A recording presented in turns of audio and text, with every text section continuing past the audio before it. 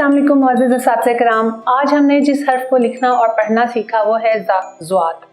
ज़ा ज़्वाद की हमने पहचान कराई, ज़ा ज़ईफ़, ज़ा ज़ईफ़ा। ये जो बूढ़े बुजुर्ग होते हैं उनको हम ज़ा ज़ईफ़ कहकर बच्चों को पहचान करवाएंगे, जैसे कि दादी अम्मा, दादा अबू, घर में नाना अबू, नाना अम्मी, सब ऐसे और बहुत से बुजुर्ग, उनको हम क्या कहेंगे, ज़ा ज़्वाद से ज़ईफ़ और ज़ा ज़्वाद से ज़ईफ़ा।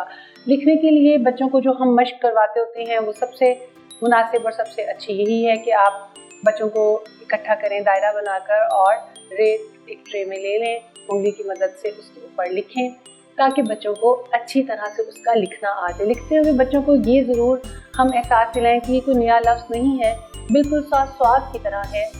फ़र्क इसका याद रखना है और वो है इसके ऊपर एक नुक्ता। जिस वक्त हम फ़र्क की पहचान करवा देंगे तो बच्चों को याद रह जाएगा कि ये स्वाद नहीं ज़ा ज़्वाद है, मगर उसी के ख़ानदान से है। इसके अलावा आपको किसी भी किस्म की रहनुमाई की ज़रूरत हो, हमारे दिए गए लिंक पर मौजूद तमाम इसके रिसोर्सेज मौजूद हैं, तमाम रिसोर्सेज दस्तयाब हैं जो आपके लिए रहनुमाई के लिए हैं। उम्मीद है कि ये वीडियो भी आपके लिए बहुत मुआविन साबित हुई होगी।